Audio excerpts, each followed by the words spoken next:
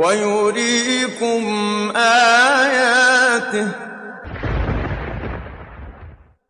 فأي آيات الله تنكرون.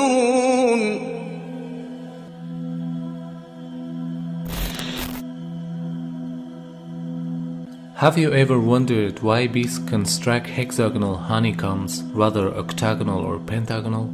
Mathematicians were looking for the answer to this question, and they reached to an interesting conclusion.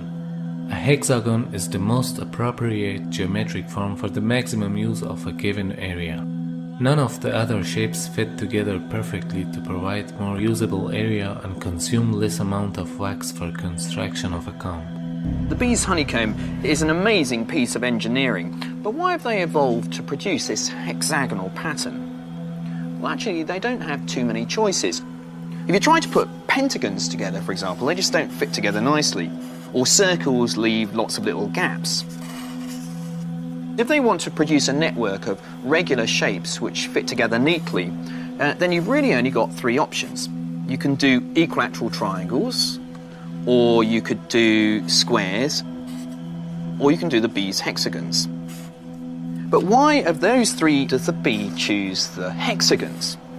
Well, it turns out that the triangles actually use much more wax than any of the other shapes. Squares are a little better, but it's the hexagons which use the least amount of wax. It's a solution that was only mathematically proven a few years ago. So the bees use the most appropriate form possible.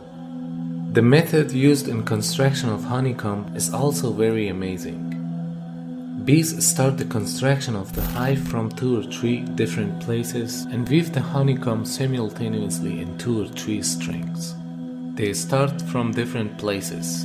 The bees, great in number, construct identical hexagons and then weave the honeycomb by combining these together and meeting in the middle. The junction points of the hexagons are assembled so deftly that no defect can be found in the structure of honeycomb. Look at this, it's perfect. Yeah. Hexagons here. Yeah, it is amazing.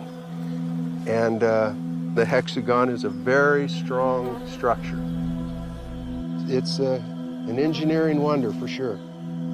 While thinking about this extraordinary performance, we for sure have to admit the existence of a superior will that ordains these creatures. The evolutionists want to explain this achievement with the concept of instinct and try to present it as a simple attribute of the bee.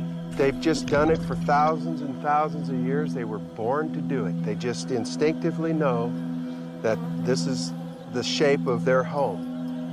If there's an instinct at work, and if the rule is applied over all bees and leads them to work in harmony while they are not informed of each other, then it means that there is an exalted wisdom that rules over all these tiny creatures. Or in other words, the creator of these tiny creatures inspired them with what they have to do. And this fact was declared in Coran 14 centuries ago. ربك إلى النحل أن اتخذي من الجبال بيوتا ومن الشجر ومما يعرشون ثم كلي من كل الثمرات فاسلكي سبل ربك ذللا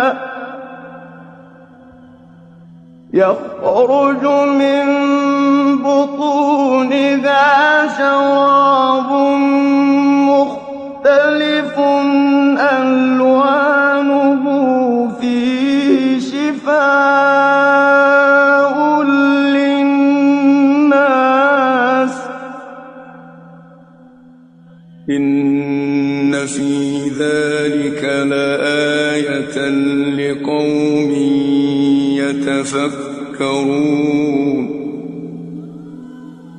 Furthermore, the worker bees, those who gather pollen and make honey, are actually all females. The male bees do not make honey. This was only known recently. However, the mentioning verses pointed out to this fact 14 centuries ago. The Arabic words kulli, fasluki, and butuneha are all in female forms, whereas the male forms of these words are kul, fasluk, and butunehim. So by using the female moods of these words, Allah subhanahu wa ta'ala informs us that the worker bees are the female ones. Moreover, these verses pointed to another recent discovery. Bees build their hives from their own wax. However, scientists just discovered bees that build their hive in wood and even in solid rock. And your Lord inspired the bee. Set up hives in the mountains, and in the trees, and in what they construct.